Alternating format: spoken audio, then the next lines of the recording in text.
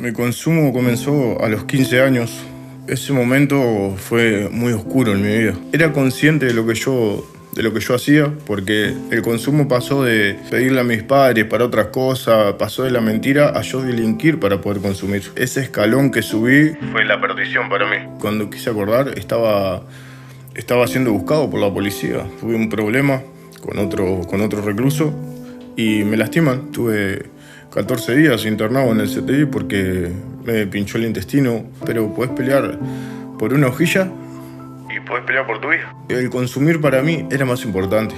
Golpearle la puerta de la casa a mi mamá y que ella no me abriera y escucharla llorar y que me pasara dinero por abajo de la puerta. Y a mí, sinceramente, no me movía una lágrima, ¿me entendés? La relación para mí fue desastrosa.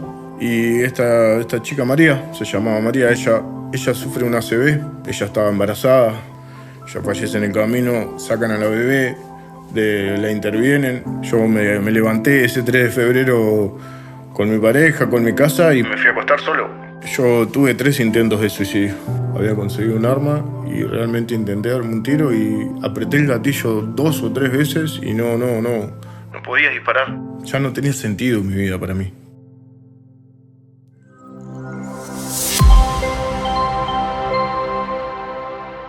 Nico, bienvenido. Muchas gracias a ustedes también por haberme invitado. Gracias a ti, José, y a tu producción que está detrás. Y bueno, nada, espero que sea Dios en este podcast y podamos llegar a las personas. Amén. Muchas gracias por aceptar también. Nico, vamos a comenzar. Perfecto. ¿A qué edad comenzaste a consumir? Bueno, mi consumo comenzó a los 15 años.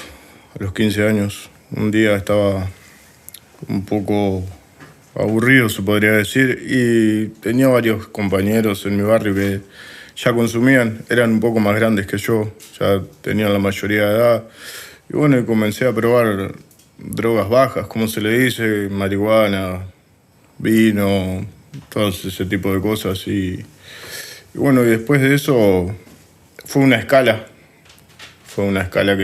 que no tuvo freno hasta llegar a drogas duras.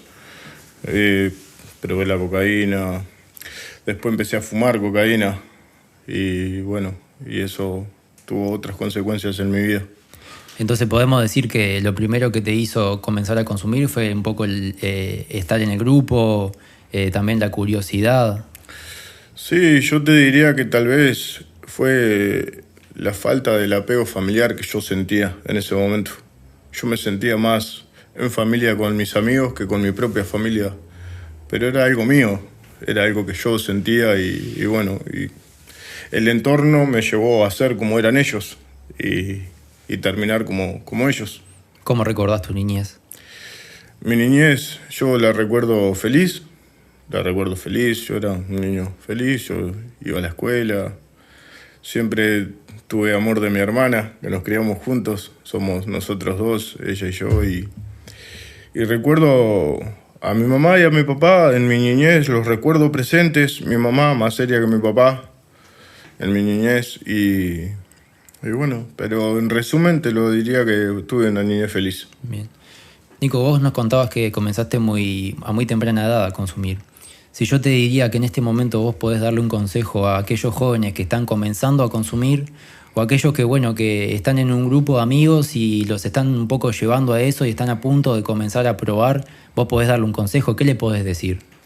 Yo les diría que hablen, porque empezar a consumir es dejar de hablar en tu casa, dejar de comunicarte con tus amigos que no te llevan a eso, porque no va a ser todo tu entorno el que te obliga a consumir, sino una pequeña parte.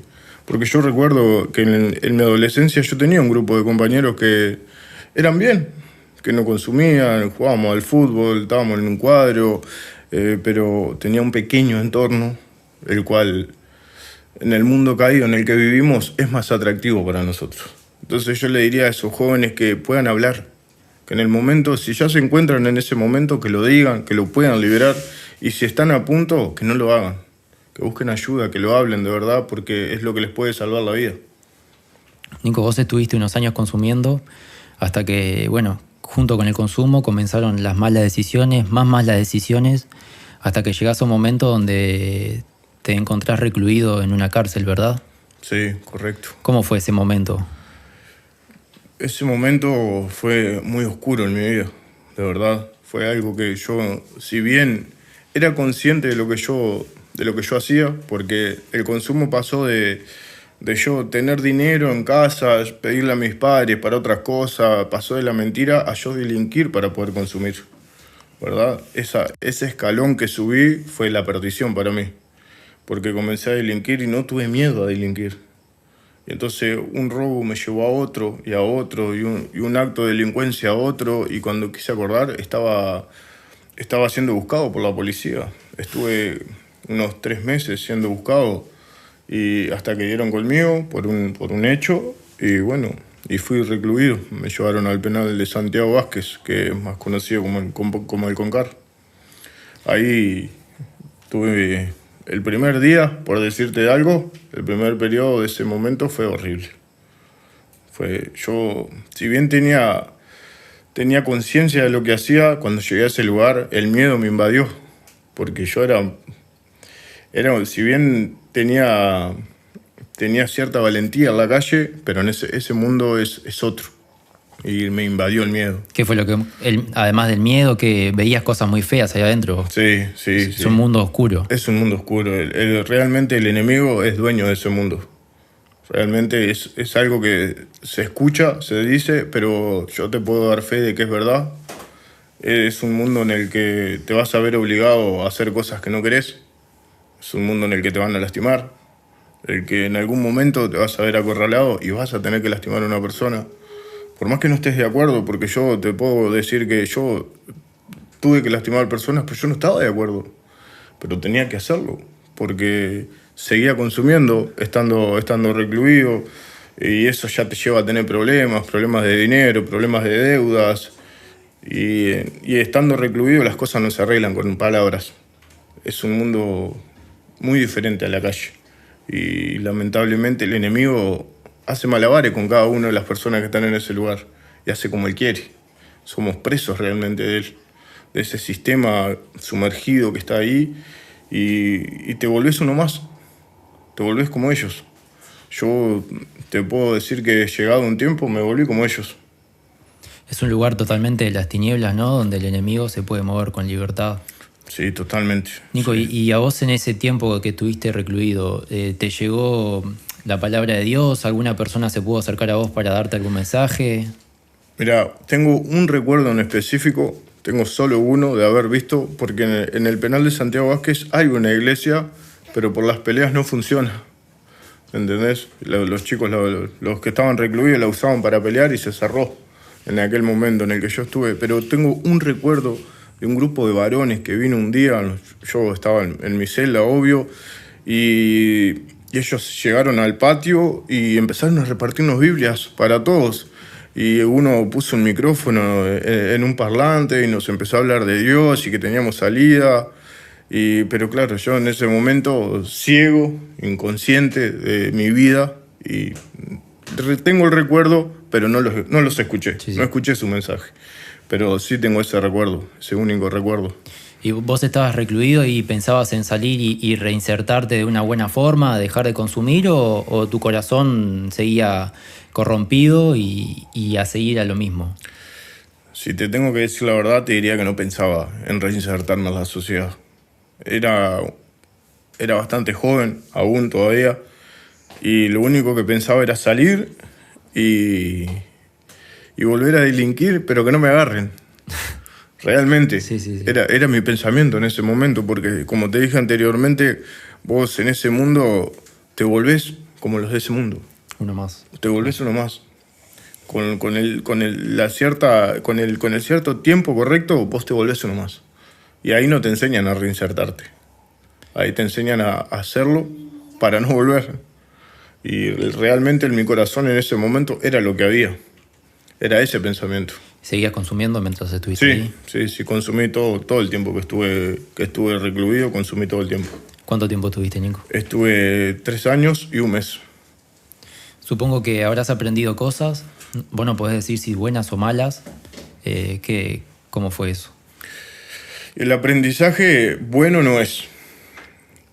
no es nada, no hay nada bueno estando. Yo te diría que ni siquiera que venga tu familia a visitarte es bueno, estando recluido, ¿no?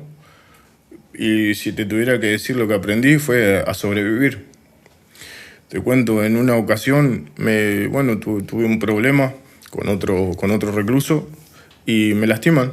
Peleamos, me lastima y estuve 14 días internado en el CTI porque me pinchó el intestino y estuve muy grave y bueno, eso fue algo que me quedó marcado mientras estuve recluido, ¿no?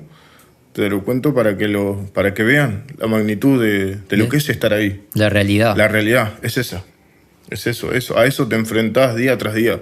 Porque vos me decís, tienen peleas, pero podés pelear por una hojilla y podés pelear por tu vida. No hay un margen, ¿entendés? Ese mundo es completamente diferente y si te diría que lo que aprendí, no... Nada bueno. Nada bueno. Eso es la verdad. Nico, y tú, al principio vos nos te estabas contando que, bueno, que tu familia estaba, Sí. que tuviste una linda infancia. ¿Tu familia a este momento cómo estaba? ¿Cómo se sentía? ¿Vos sabías de tu familia? ¿Tenías contacto? Bueno, mi familia a mí nunca me abandonó. Yo tuve una mamá y una hermana que nunca me abandonaron. A pesar de todas las cosas, ellas iban a verme, yo les decía que no y ellas caían igual a la visita, pero yo sabía que estaban destrozadas por dentro. Lo podía ver, ellas me iban a ver, pero estaban siempre con una cara de angustia porque, claro, me veían salir de una celda y me veían entrar a una celda antes de irse y para una mamá y una hermana eso debe ser... Yo no me puedo poner en su lugar, en ese momento no podía, pero me imagino hoy en día con la mente más lúcida que debe haber sido totalmente destructivo para ellas. Y entiendo que también vos no estabas en tu mejor forma física, o sea, tu físico Sí, también no era solo el estar preso, sino que, bueno, el estar preso en ese lugar te cambia también físicamente. sí, yo tal vez pesaba unos 70 kilos con suerte. No pesaba más. Estaba con un físico totalmente destruido, una mente totalmente destruida también, porque literalmente no comíamos. Para comer había que pelear, sinceramente. ¿Viste? Muchas veces tu familia te traía cosas y si vos no defendías lo que te traía, no comías.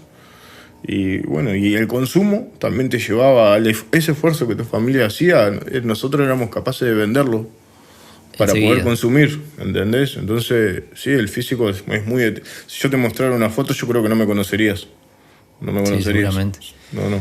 Nico, y en todo este tiempo, hasta acá, de que vos comenzaste a consumir, hasta este momento, que bueno, que dentro del consumo es uno de los momentos más oscuros, ¿vos en algún momento tomaste conciencia o sentiste o pensaste en el daño que vos les estabas haciendo? ¿En algún momento vos sentiste culpa por dañarlos a ellos? En realidad, no sé si era culpa, no te sabría describirlo con un nombre, pero sí entendía que le hacía daño, pero el consumir para mí era más importante. Yo llegué a ver a mi mamá, golpearle la puerta de la casa a mi mamá y que ella no me abriera y escucharla llorar y que me pasara dinero por abajo de la puerta. Y a mí, sinceramente, no me movía una lágrima, ¿me entendés? Esas ocasiones las pasé muchas veces. Y mi mamá, llorando totalmente, me pasaba dinero por debajo de la puerta porque no me dejaba entrar a la casa, obviamente. Y tampoco te querría ver en esa Y situación. no me quisiera ver, ¿me entendés? Yo hoy en día la comprendo y me pasaba el dinero por abajo de la puerta y yo, si lloraba o no, a mí no. En ese momento yo tenía el corazón muy endurecido. Yo creía que la víctima era yo. Que ellos estaban mal y que yo era el que estaba bien. Entonces, decir que tenés culpa yo creo que sería exagerado y mentir. Y cuando, bueno, por fin sos libre, recobras tu libertad, ¿cómo continúa tu vida en la calle? ¿Continúas consumiendo? Sí. El consumo no cesó. Ponele que haya tenido periodos de 2 a 3 meses sin consumir drogas fuertes, pero hasta ahí llegaba mi fuerza, ¿viste? Y muchas veces era mentira, yo decía que estaba bien y cuando estaba consumiendo a full. Y bueno, la disimulaba, trataba de disimularla como podía, tomaba mucha pastilla, consumía mucha marihuana. Y cada vez que podía me escapaba y me iba a fumar merca, ¿me entendés? Entonces era muy difícil, pero yo el parar del consumo Nunca paró. Nunca paró. ¿Estabas en pareja, Nico? Cuando salí no, pero al instante de salir hubo un periodo en el que estuve solo y después sí, estaba en pareja, sí. ¿Cómo transcurrió esa relación? Bueno, la relación para mí fue desastrosa porque yo lastimé mucho a esa persona. Yo siempre se lo cuento a mi esposa, ¿no? Y siempre le llegué a dejarla sin alquiler, sin comida. Ella cobraba los sueldos, yo me quedaba con su dinero. Yo cobraba y nos quedábamos sin dinero. Mi hermana tenía que estar continuamente rescatándonos porque la muchacha tampoco tenía familia, éramos nosotros su familia, entonces yo creo que le hice mucho daño en esa relación, pero sí estuvimos varios años juntos. ¿Cómo transcurrieron esos años? Y esos años fueron lentos. Yo hoy en día, Lucio, te diría que fueron lentos, muy caóticos.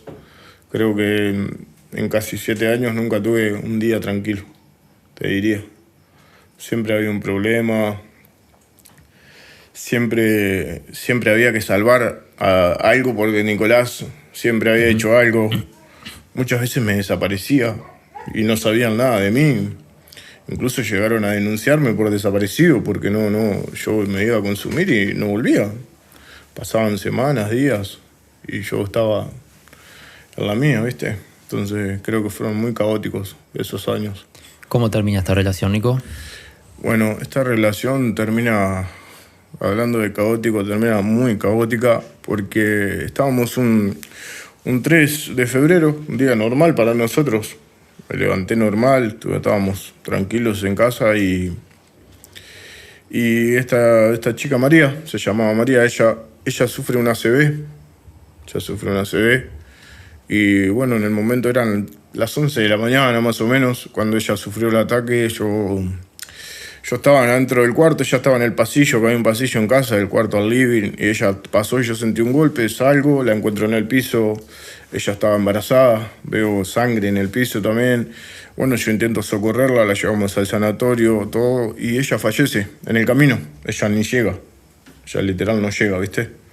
Ella fallece en el camino, sacan a la bebé, la intervienen porque todavía tenía latidos la bebé en ese momento y bueno, la bebé estuvo unas 6-7 horas en CTI, pero los pulmones no funcionaron por el trauma, por el golpe que ella había sufrido y la bebé también falleció ese mismo día. Entonces, bueno, mi vida te puedes imaginar que si ya estaba volcada, en ese momento no encontré consuelo. Yo me levanté ese 3 de febrero con mi pareja, con mi casa y me fui a acostar solo. ¿Entendés? Mi casa estaba vacía y yo esa noche no dormí. Estuve literal, creo que fue una de las pocas noches de mi vida de que empecé a consumir que no consumí, no dormí. Estuve toda la noche pensando que era una pesadilla lo que me había pasado, ¿entendés? Y ¿qué era lo que se te pasaba por la mente estos días? Y que era mentira. Que era mentira, ¿entendés? Yo no caía en la realidad. Yo no creo que pasó más de una semana para que yo entendiera lo que había pasado, de verdad. ¿Entendés? Incluso yo te puedo confesar que yo ni siquiera fui a enterrarla a ella. No pude porque ya a esa altura ya había empezado a consumir y no pude ir. ¿Encontraste en las drogas un refugio aún mayor de lo anterior? Y no pensaba. No estabas pensando, claro. No pensaba, ¿viste, José? Era como yo consumía y mi cerebro se anulaba. Lo único que pensaba era en seguir consumiendo. ¿Y vos llegaste a pensar que tu vida también terminaba ahí? ¿Vos lo sentías así? Sí, yo pensé que en ese momento te puedo confesar que para mí era el final de mi vida. Yo te lo confieso, para mí yo ya no tenía más, no iba a pasar de ese año, por ejemplo. ¿Ya no sentías un motivo para seguir? No tenía ganas de vivir. No tenías ganas. No, ya sentía que en ese momento sentí que ya no había esperanza para mí, que ya no había consuelo, que ya no había nada que me pudiera devolver lo que en ese momento perdí. Entonces mi vida tomó un vuelco muy, muy importante, ¿viste? Y yo no supe cómo afrontarlo. Mis decisiones fueron consumir hasta morir. ¿Entendés? Era mi prioridad y incluso mi casa, la casa que tenía, la dejé vacía. Te lo puedo dar por seguro que le quedaron los pisos y las paredes, nada más. ¿Y esto te trajo algún problema psicológico también? Sí, yo tuve 3 intentos de suicidio. A raíz de todo esto, había noches de consumo en las que lloraba mucho y me desconsolaba porque, claro, el cerebro tenía flashes de lucidez en las que yo caía en la realidad de lo que había sucedido y yo me quería morir, ¿entendés? Yo no quería vivir. Y tuve 3 intentos de suicidio. En uno intenté colgarme y un vecino me vio y fue la persona. Hoy entiendo que fue la persona que Dios usó para salvarme la vida, ¿no? Porque si él no hubiese estado en el fondo colgando su ropa, yo no estaría hablando contigo hoy acá. Hubiese acabado con mi vida. En otra ocasión me tuvieron que reanimar porque me ingerí como unas 80 pastillas para dormir. Y bueno, me despedí de mi hermana, me acuerdo. Me despedí de mi hermana y ella no encontró mucho sentido en mi audio y me fue a buscar. Y yo estaba prácticamente muerto ahí, me llamaron en la ambulancia, me dieron choques eléctricos, me reanimaron. Y en la última, que creo que fue la que realmente tuvo mucho impacto en mi vida, intenté darme un tiro. Había conseguido un arma y realmente intenté darme un tiro y apreté el gatillo 2 o 3 veces y no podía disparar. No sé si fui yo, no sé si fue qué pasó, no podía disparar y recuerdo que me enojé mucho en ese momento, esa noche, y revolví la pistola para un costado y la pistola se disparó en casa. Sí, fue una locura, ¿me entendés? Y ya para ese momento yo ya estaba quedando loco, ¿viste? Yo siempre lo digo, lo cuento como testimonio porque yo me encerraba en mi cuarto a consumir, yo cerraba la puerta de mi cuarto y yo te puedo dar por seguro que yo escuchaba gente del otro lado. No sé si era gente o lo que me atormentaba, pero realmente estaba en un punto muy oscuro de mi vida. Muy oscuro de mi vida. Nico, y si yo te digo sí que hay que ponerle un nombre a ese dolor, a ese sentimiento, ¿vos lo tenés? ¿Lo podrías describir? Sí, yo creo que yo le diría una soledad absoluta. Yo, a pesar de estar rodeado de gente, yo me sentía muy solo. Yo te lo podría describir de esa manera, una soledad absoluta en mi corazón. Ya no tenía sentido mi vida para mí. Yo estaba en esa oscuridad, en esa soledad, sumergido, y para mí ese era mi destino, ese era mi fin en ese momento. Nico, llega un momento donde vos, bueno, finalmente te vas a terminar internando en un hogar cristiano. Pero ¿cómo son los momentos previos, el tiempo previo a tomar esa decisión? Porque entiendo que cuando vos finalmente te vas a internar es porque, bueno, llegó un momento de lucidez que vos entendiste que ya no daba para más. Sí. ¿Cómo fue llegar a eso? Bueno, en todo este trayecto yo llego al 3 de marzo, un mes después. Yo te cuento todo esto que fueron casi 2 meses de una locura en mi vida, ¿no? Los días no tenían fin, las noches eran eternas para mí. Y bueno, un 3 de marzo mi mamá viene con la idea de internarme. Mi mamá ya conocía este lugar cristiano donde yo me interné, hacía 3 años que lo conocía. El Señor ya se lo había puesto en su vida hacía 3 años y yo ni enterado estaba, ¿viste? Mi mamá estaba en una cadena de oración que una hermana de la iglesia daba oraciones en ese grupo para mamás con chicos con problemas de adicción, ¿viste? Entonces mi mamá estaba ahí, siempre pedía oración por mí, siempre me contaba mis problemas y bueno, mi mamá viene con esta idea, a lo que yo le digo que sí. Yo le digo, sí, mamá, sí, me voy a internar, le digo, ya estoy quedando loco, le digo, ya hablo solo, todo mal, le digo, ya no sé qué hacer en casa, le digo, me estoy volviendo loco. Y bueno, quedamos de ir el 3 a la 1 de la tarde.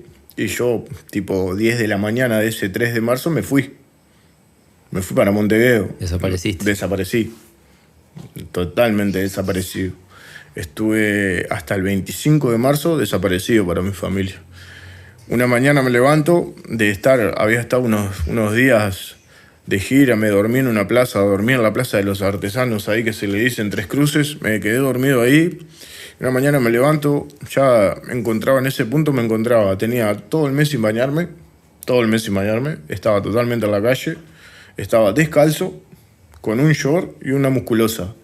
Y voy una persona que no sé por qué fui para ahí, porque estaba estacionando el auto y creo que le iba a pedir dinero para consumir o algo iba a hacer, y era mi padrino. Increíblemente era mi padrino y yo no lo podía creer, yo decía, Javier, sos vos, y era mi padrino. Y mi Bien, padrino, una cosa bien de Dios. pero fue una locura, porque yo en ningún momento me imaginé encontrarme a mi padrino esa mañana ahí en Tres Cruces, a 2 cuadras, 3 Cruces. ¿Me ¿Y vos entendés? sabés si tu familia te andaba buscando para este Sí, momento? claro, Sí. mi familia me estaba. Es decir, yo no tenía comunicación, pero conociendo a mi familia y después de todo lo que hablamos, ellos siempre me estuvieron buscando, pero siempre fui muy bueno para esconderme, ¿viste? Entonces, no podían andar conmigo y no daban conmigo. Y encontré a mi padrino esa mañana, ¿no? Y fue, mi padrino me agarró, no me dejó ir. Yo me quise ir, obviamente. Le pedí plata, no me dio, me quise ir y me agarró medio que contra mi voluntad y me subió a su camioneta y me llevó para San José allá. Y bueno, allá me llevó para la casa de mi mamá, fue toda una locura cómo me vieron llegar, todo, porque si bien siempre consumí, a ese punto nunca había llegado. De estar en la calle, de llegar descalzo, sucio, pelo largo, barba, ¿me entendés? No, fue una locura para mi mamá verme así. Y bueno, arregló todas las cosas y a los 2 días, me encerró 2 días en su casa y a los 2 días, a la 1 de la tarde, llegué al hogar Vida Abundante acá. ¿Cómo recordás ese primer día? Fue fatal para mí porque lo recuerdo con amor, desde el punto del amor de mi corazón, pero fue fatal para mí. Me acuerdo, eran 20 y pico chicos, todos queriéndote abrazar, todos queriéndote dar la buena y yo... Imagínate, con la mente mía, te puedo asegurar que estaba bajo la influencia de sustancias todavía. Todavía. Sí, claramente. Y recuerdo que dormí 3 días seguidos. Así, literal. Llegué al hogar, tuve el primer impacto del hogar, las primeras 3, 4 horas. Pues yo llegué a una aproximada de 4 o 5 de la tarde, algo así, y dormí 3 días seguidos. Me levanté a comer nada más. Y dormía. Comí y dormía, nada más. Sí, la verdad, lo recuerdo al lado del amor, pero fue una locura, fue muy loco. ¿Y te costó mucho abrirte en ese lugar? ¿Poder abrir tu corazón y recibir la ayuda que te querían dar? Sí. Yo, si te puedo decir algo, es que siempre fui muy orgulloso. Siempre creí que por mi cuenta podía resolver las cosas, ¿viste? Entonces cuando conocí a los tutores, cuando conocí a los chicos... bueno, fue muy difícil para mí adaptarme a lo que era el hogar y adaptarme al amor que ellos me querían dar también, ¿no? Porque literalmente ellos querían brindarme su cariño, su amor, que yo me abriera con ellos, que yo me expresara y yo no quería. Y cuando se estás hablando del amor que tenían los tutores con el cual te recibieron, pero ya en este momento vos comenzás a ver lo que era el amor de Dios y que Dios te estaba esperando. Pero ¿hay algún momento donde vos realmente decís que Dios te marcó en tal momento para que vos digas, bueno, realmente tengo un propósito, realmente sí Dios me estuvo esperando todo este tiempo? Sí, tengo una linda experiencia. Mirá, yo llego el 29 de marzo al hogar. Estaba próximo el campamento de Retur, que era que éramos parte nosotros, al ser del hogar, nos integraban en el campamento de la iglesia. Y bueno, todos me decían, yo me quería ir, a todo esto yo me quería ir. Yo tenía unos 3, 4 días en el hogar, creo que el campamento empezaba un 3, un 4 y yo había llegado el 29. Yo me quería ir, no quería estar ahí. Todo mi ser, todo mi interior me decía que me tenía que ir. Y bueno, ya las cansadas voy al campamento y la noche del sábado predica Javier Arribas. Yo sin entender mucho de todo lo que sucedía en ese lugar, no entendía mucho, pero recuerdo que Dios tocó mi corazón. No te podría describir lo que sentí porque no encontraría palabras para describírtelo, pero sentí paz después de tanto tiempo. Ese día, ese sábado. Y vino Javier y me habló a mi oído y él, sin conocerme, totalmente sin conocerme, sin saber nada de mí.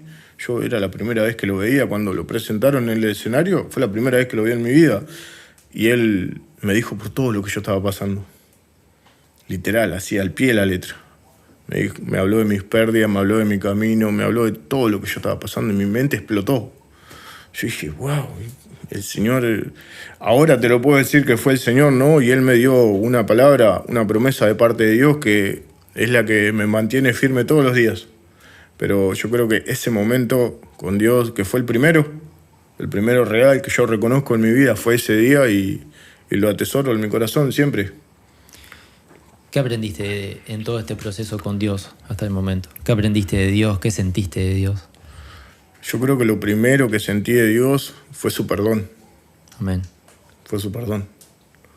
Yo tuve que pedir muchas veces perdón cuando mi mente quedó lúcida, cuando Dios me entregó esa lucidez, pero también tuve que aprender a perdonarme, porque me culpaba de muchas cosas. No solo lo que había pasado con María, sino lo que había pasado con mi mamá, con mi hermana, con mi papá, con todas las personas que me rodearon, porque yo hasta ese punto nunca pude ser amigo, nunca fui un buen amigo, nunca fui un buen compañero, nunca fui hermano, nunca fui hijo. No supe ser nada bien en la vida yo hasta ese momento, ¿entendés? Entonces yo creo que lo primero que Dios me dio fue el perdón. Dios te comenzó a devolver todo lo que no habías vivido también. Sí. Yo ver a mi mamá y que me dijera que estaba orgulloso de mí, para mí era una banda, ¿me entendés? Era muchísimo porque estar orgulloso de mí era como... sonaba a chiste para mí, ¿entendés? Claro, porque yo venía de 29 años de una carrera horrible, oscura, trágica, y que viniera mi mamá y me dijera que estaba orgullosa de mí, y mi hermana decirme que estaba orgullosa de mí, que me quedara tranquilo, para mí era muchísimo, ¿entendés? Y bueno, el Señor me fue mostrando que era Él, que era Él en mi familia, devolviéndomela. ¿Qué me puedes decir del nuevo Nicolás?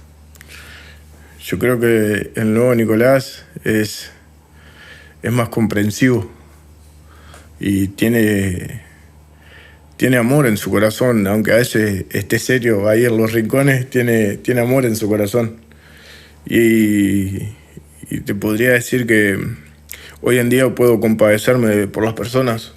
Puedo ver a un chico en el hogar que lo veo y sé que está pasando por algo porque yo lo pasé, y puedo ir hasta él y tomarme el tiempo y brindárselo y hablar con él. Y te podría decir que sí. Nico, además de todo lo que vos ya has contado, también hoy mencionaste que estabas casado. Sí. ¿Cómo se conocen con tu esposa? Bueno, con Pame nos conocimos medio a escondidas, se podría decir, por las reglas de la iglesia. Si bien ella estaba terminada en el hogar, porque Pame también proviene del hogar de chicas, yo estaba en programa. Y un día la veo en el kiosco, yo estaba de visita con mi mamá. Mi mamá, vamos al kiosco, ella estaba ahí con una de sus tutoras, y bueno, yo la observo, ¿viste? Te digo la verdad, la miré arriba abajo, la relojé y dije, linda chica. Y ella tenía un pie vendado, me acuerdo, ¿viste? Yo quería hablarle y no sabía cómo. Ella tenía un pie mal vendado, horrible vendado, y yo le digo, buena media, en forma de chiste, ¿viste? Y ahí fue la primera vez que hablamos, que interactuamos los dos, y creo que desde esa vez, yo creo que los dos supimos que había algo. Esa vez fue, claro, la recuerdo muy lindo en mi corazón, es un recuerdo muy lindo para mí. ¿Cómo fue abrirte otra vez al amor, a conocer una persona nueva? Mirá, te diría que fue un proceso sano para mí, sano, porque yo siempre lo digo cada vez que cuento una parte de mi vida, esta parte exactamente, yo te puedo decir que yo a María yo no la amé, ¿entendés? Yo no le di amor, yo no amaba a María. Simplemente estaba conmigo porque en algún momento me gustó, pero yo no pude amarla. Entendí que Dios me dio amor en mi corazón para yo poder darlo, ¿me entendés? Amén. Fue un proceso que yo viví con Pame de tener mucho cuidado, ¿viste? De no querer equivocarme. Y siempre lo hablamos, bueno, incluso lo hablamos pilas de veces, de sentir como esa duda. Pero cada vez que sentimos una duda en nuestra relación, siempre el Señor mandó una persona y siempre nos dieron una palabra de parte de Dios. Siempre. Y creo que la vez que fue más dura, la duda entre nosotros en nuestra relación, estábamos en un evento cristiano y viene una persona totalmente desconocida para nosotros, una misionera totalmente desconocida, y nos dio una palabra, y nosotros estábamos en el punto en el que de ese día yo creo que íbamos a decidir si seguir o no. A esto voy, ¿viste? Y vino una persona totalmente ajena a nuestra relación y a decirnos que Dios tenía un propósito con nosotros juntos. Amén. Juntos, ¿viste? Y ese día fue como una confirmación de decir, bueno, voy a tener que luchar lo que tenga que luchar, pero voy a estar con ella. Sí. Nico, cuando mirás a tu alrededor, ves tu vida restaurada, te ves con una esposa, ¿qué es lo que sentís? Y siento felicidad. Creo que después de tanto tiempo en mi vida, recuperé esa felicidad que tenía de niño. Viste, cuando vos sos un niño, vos siempre, más allá de que podés llorar un día, pero sos feliz. Yo hoy en día me siento feliz, tengo una mujer que me acompaña, que me ama, que lucha al lado mío, que la estamos guerreando juntos, que estamos queriendo salir adelante, que tenemos un propósito para seguir adelante. Y yo te podría decir que soy feliz. ¿Qué significa Pamela para vos?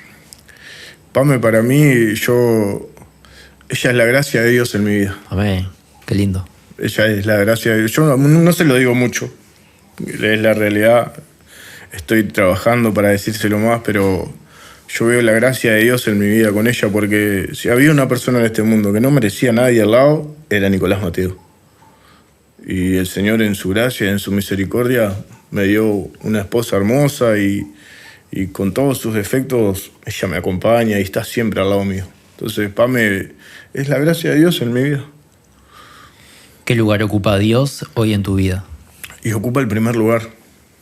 El primer lugar, sin dudas. Yo, sin Dios, hoy en día en mi vida no sería nada.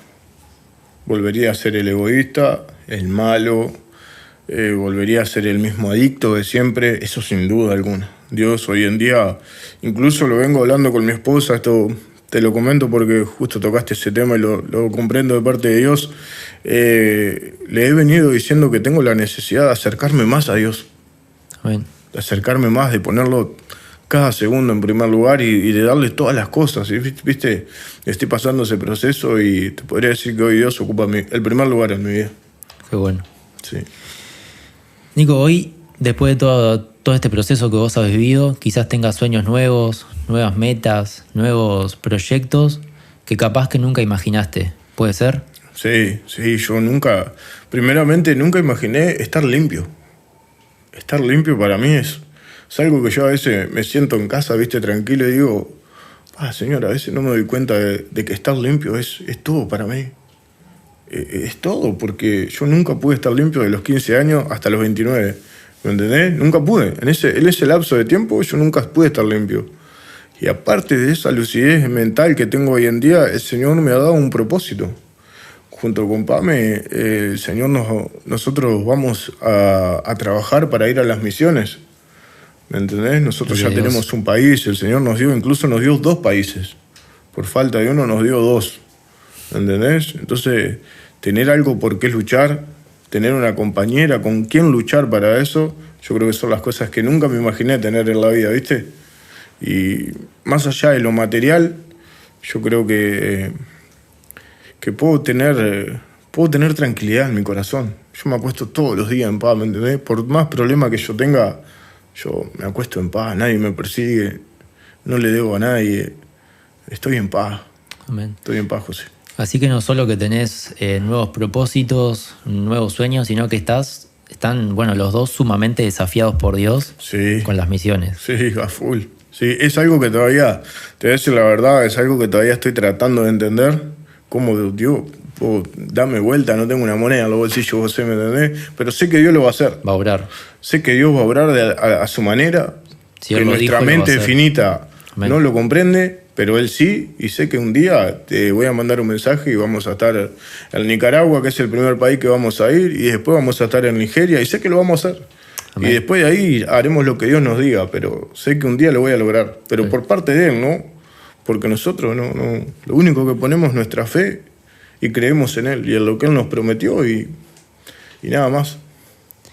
Nico, como para ir cerrando, ¿qué le podrías decir a aquellas personas que nos esté mirando, que quizás esté pasando por alguna de las situaciones que vos viviste? ¿Qué mensaje le puedes dejar? Yo creo que les podría decir que hay una salida.